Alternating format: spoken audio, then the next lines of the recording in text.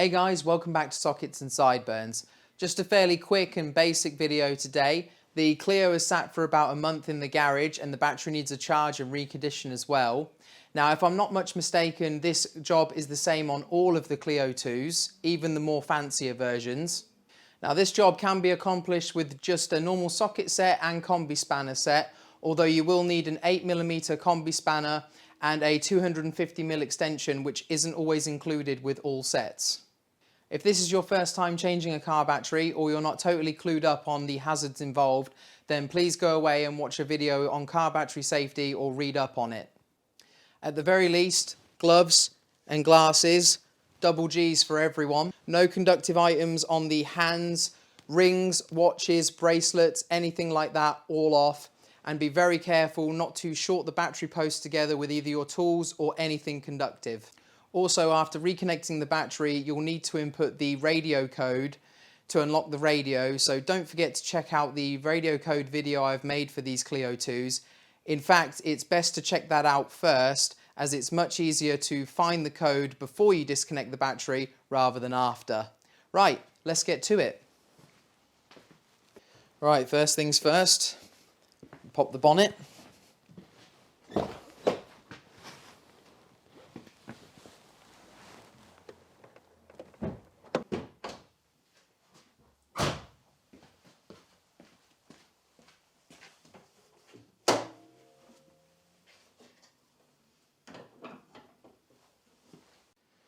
So on the Clio, the battery is living here at the front right of the engine bay. Now, these Clio 2s are from the golden bygone days of not having every single conceivable component covered in plastic covers, so that's going to save us some time. Now, as far as charging them in the vehicle goes, we do have a label here under the bonnet specifically advising us against doing that. That being said, I've recharged plenty of times on the car, but I would only ever do that using a smart charger. I use the CTEK MXS, which I'll leave a link in the description to. However, if you're unsure, it's best to err on the side of caution and just remove it for charging. It's not a difficult thing to do in this car, as I'm about to show you.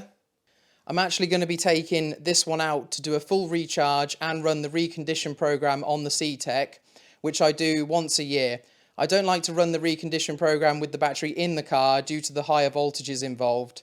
And make sure the car is unlocked and the key is not inside the vehicle.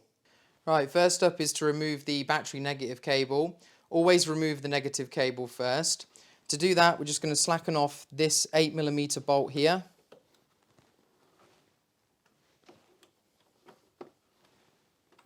And then we can pull the cable up and off the post and tuck it somewhere down out the way so that it can't flop back and make contact with the negative battery post again.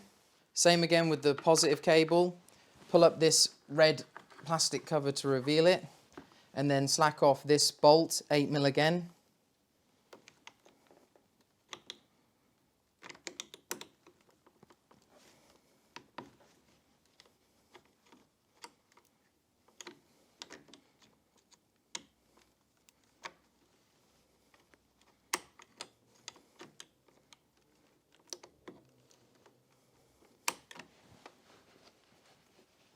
And then we can pull that up and off as well.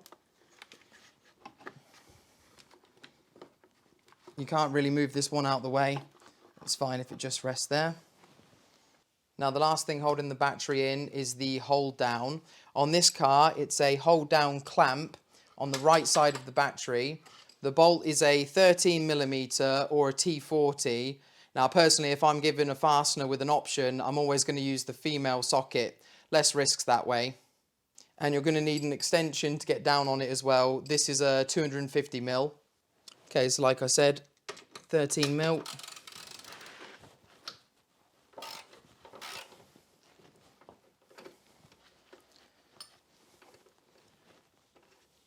Now just be careful as you go to draw this out, as it's very easy to lose it down here. Personally, I like to get it almost all the way.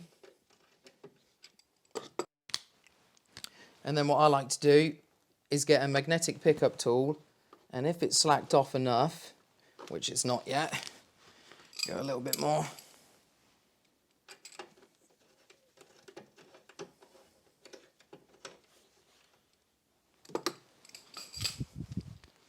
We should just be able to finish that last turn and draw it all up and out.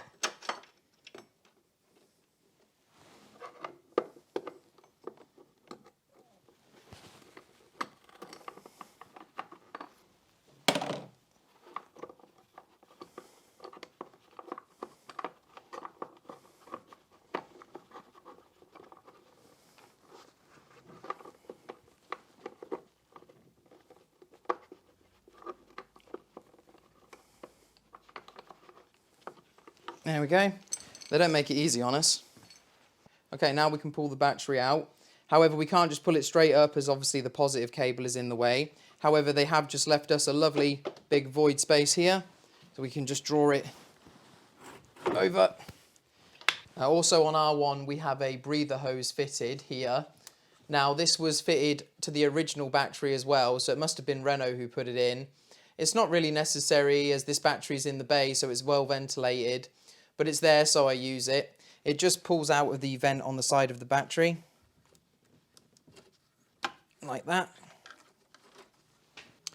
And now we can lift this battery out. Alrighty then. Now with the battery out, we can either charge it on the bench following the battery charger instructions, or obviously we could get a new one. Now when it comes to finding and buying a new car battery, I can't recommend Thankyou batteries highly enough.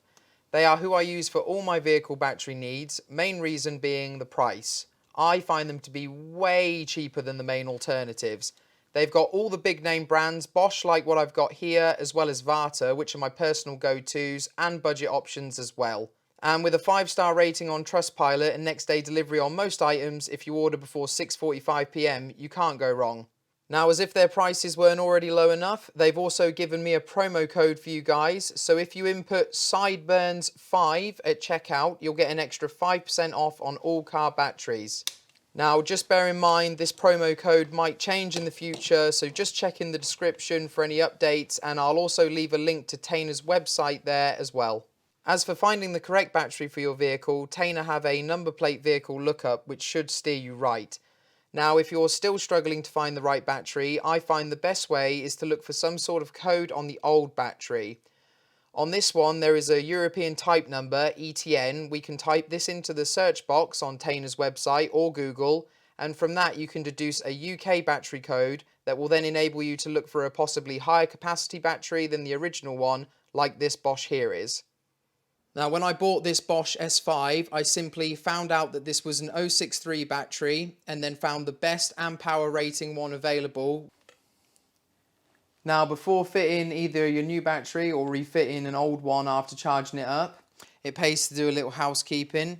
First thing I'm going to do is just clean up the battery tray here, although it's more the gearbox mount than the battery tray in this car. Just hoover out any debris that's down in here.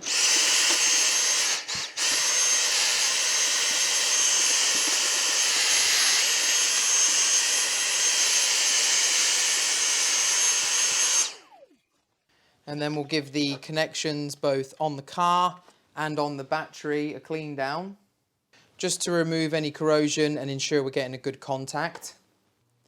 Now, you can get away using a wire brush or sandpaper for this job, but I prefer to use a proper battery cleaning brush. There are two sides on this, one for doing the connections on the car and another for doing the posts on the battery itself. I'll leave a link to one of these down in the description as well. So this end for the cable clamps on the car, just get it up in there and rotate it a few times, just to clean that up and check it visually. Nice and bright and shiny. And then the positive one as well.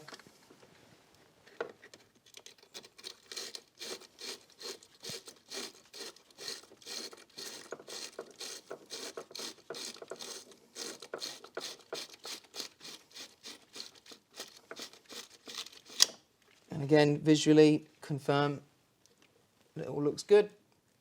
shiny. And then, like I said, this end on the battery posts, put it down, rotate it, draw it back up. One more.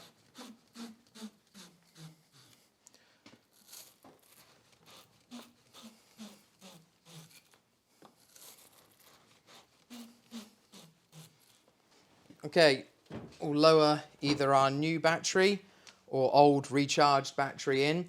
Before we do that, we'll do a first polarity check. So we've got positive cable at the front, positive at the front, and we've got negative cable here at the back and negative at the back. So lower that in.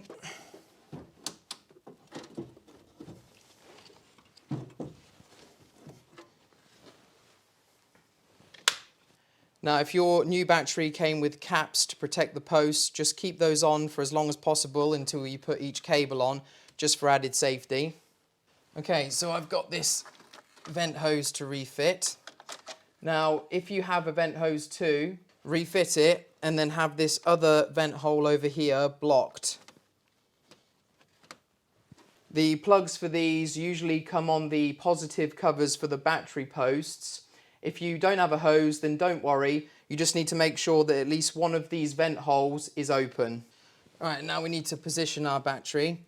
There are actually tabs in the battery tray here. So if you just go ahead and push it back, you should find that it butts up against those. Lift the positive cable out the way. And then if you push it to the side, it should butt up against the ones on the side as well. And that's its position. Right, now we can refit the clamp. The way this works is that the clamp is pressing down, holding down against the lip on the bottom of the battery. So that's what you need to get this over, although in its position, can't really go on any other way. So the best way to get this in is to come in on its side, right down low on the battery, and the bolt will actually stay with the clamp because there's a little rubber, well, a kind of hard plastic type washer fitted on the other side here, which means that it doesn't fall out.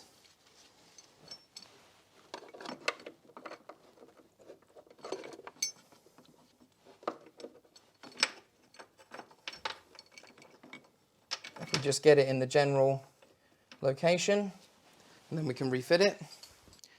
And then what I do, get onto that 13mm and just backtrack. So lefty-loosey until you hear that nice click.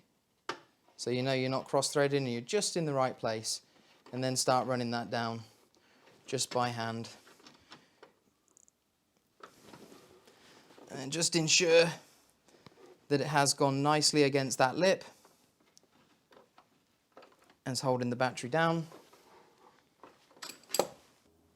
And then just do it up nice and snug. I'm just using a 3/8. No need to go crazy. Just tight.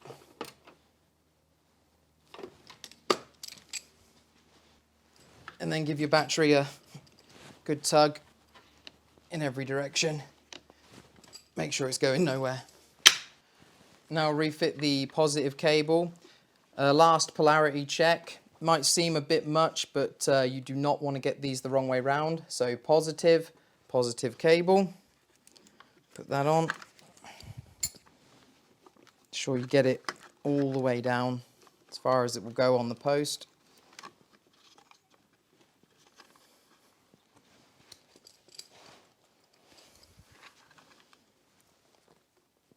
And then tighten that up.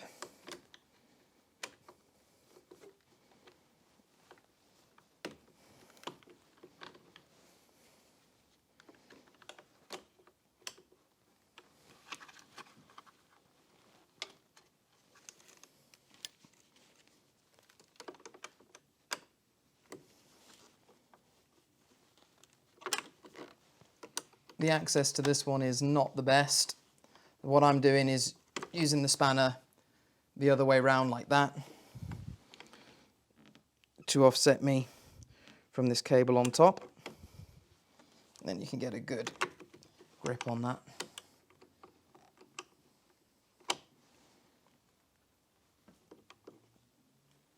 And just so it's nice and tight. And then give it a quick pull test. Make sure it's on there snug.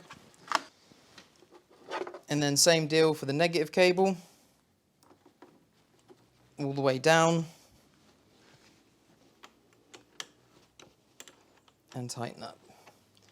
This one being a lot easier to get to. Again, nice and tight, and then just a quick pull test. Make sure it ain't going anywhere. And that's it. One battery changed. Drop the bonnet down, and that's the job finished.